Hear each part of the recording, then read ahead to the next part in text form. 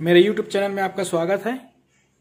आइए आज सीखते हैं दो चरों का रैखिक समीकरण के अंतर्गत समीकरण बनाना।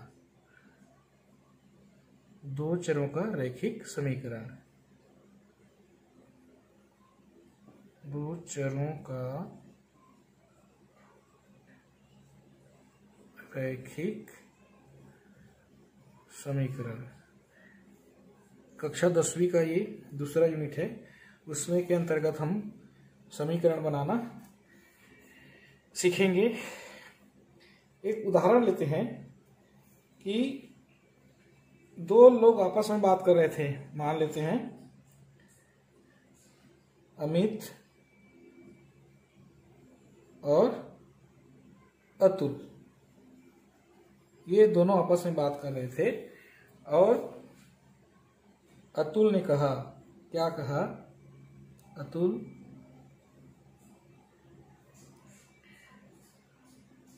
मेरे अंक तुम्हारे अंक से 2 अधिक हैं और दोनों के अंकों का योग, और दोनों मतलब अमित और अतुल, ये दोनों के अंकों का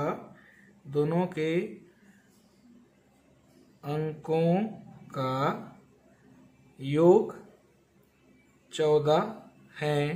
तो हम दोनों के कितने कितने अंक होंगे?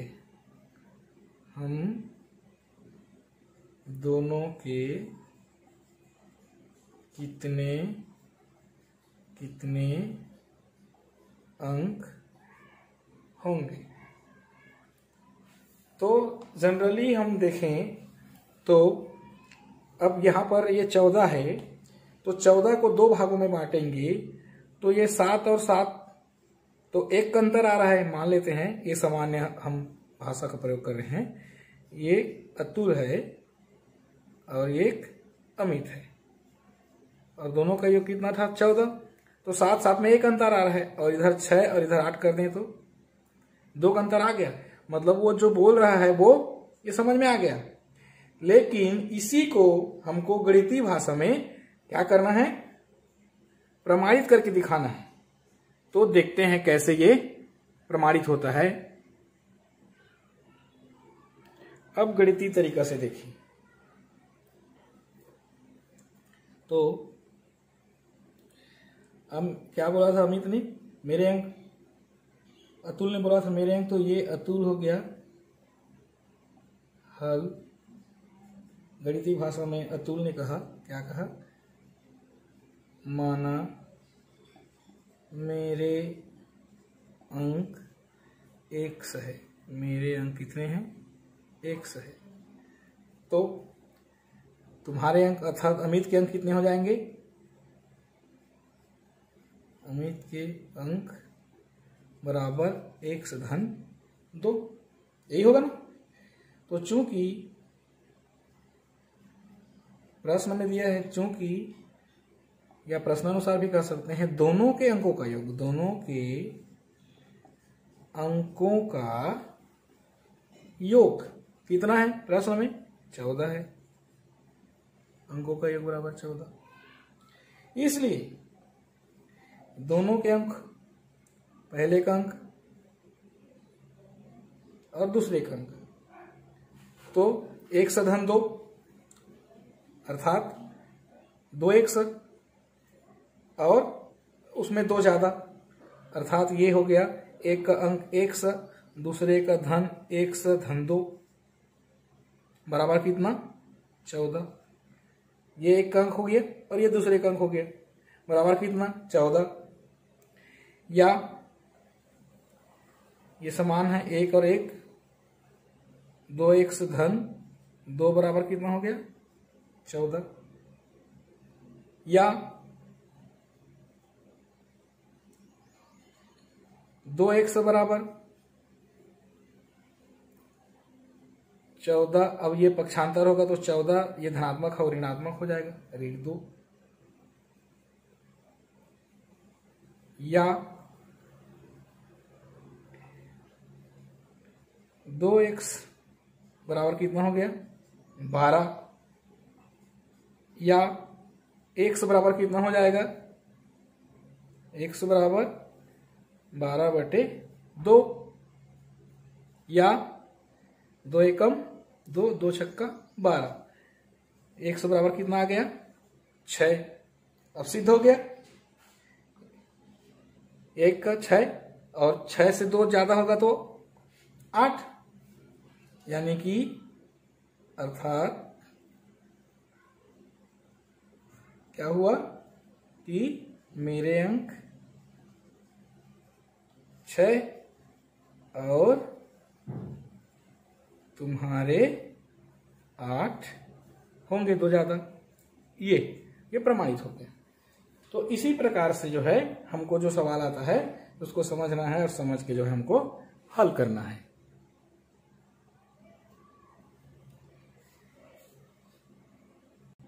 एक और उदाहरण से इसको स्पष्ट करते हैं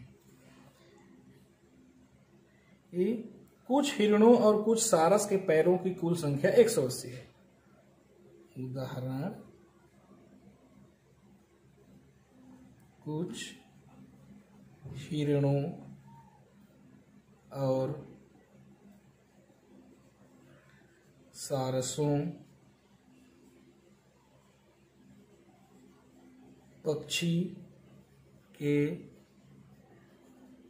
पैरों की कुल संख्या 180 है। अब ये हमको यहां समीकरण बनाना है ना, काम क्या है यहां समीकरण बनाना। तो देखिए ज्यादा नहीं सोचना है, ये बिल्कुल सामान्य सोचना है। तो हिरणों और सारसों, तो माना कि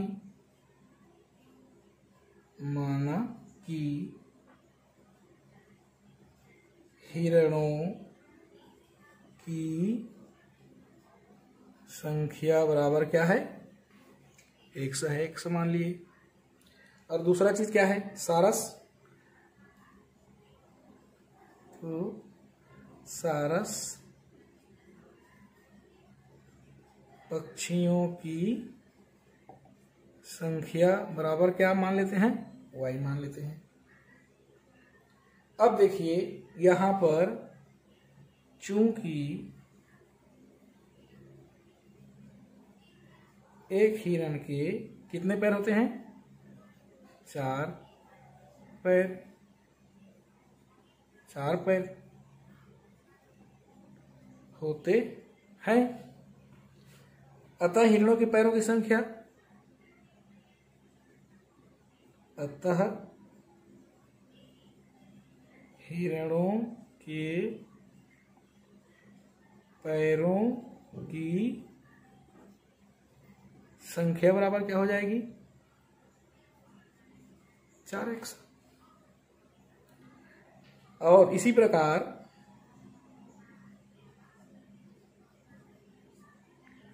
सारस पक्षियों की पैर की संख्या क्या है भाई 2 पैर होते हैं,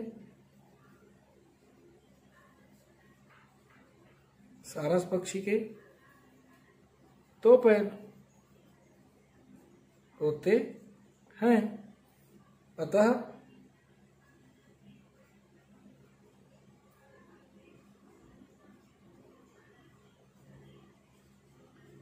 सारस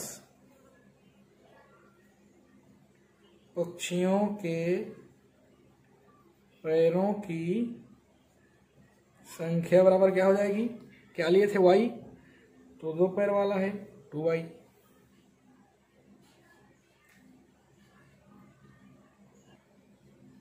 प्रश्नानुसार, प्रश्न या कथन क्या कह रहा है कि हिरणों के पैरों की संख्या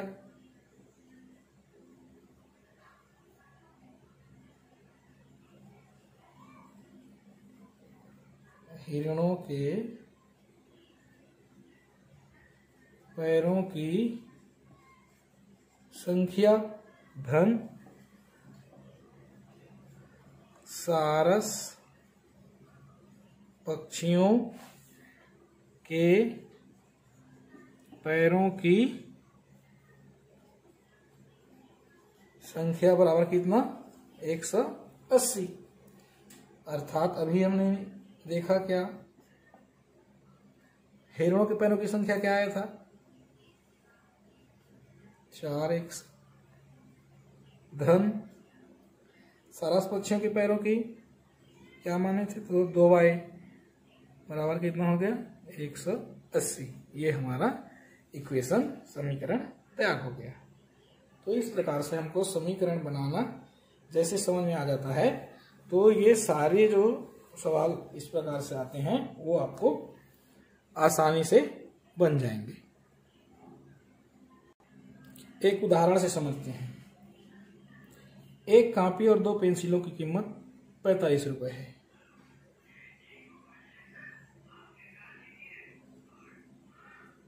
एक कॉपी और 2 पेंसिलों की कीमत 45 रुपये है। तो इसका समीकरण क्या हो जाएगा, हल माना एक कॉपी की कीमत बराबर 100 रुपये और एक पेंसिल की कीमत बराबर y रुपये। तब या कथनानुसार प्रश्नानुसार भी कह सकते हैं, एक कॉपी की कीमत धन 2 पेंसिल की कीमत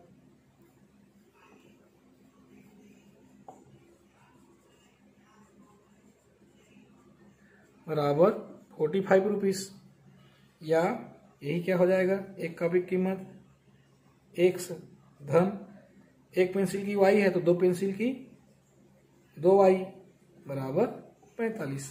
ये समीकरण बन गया।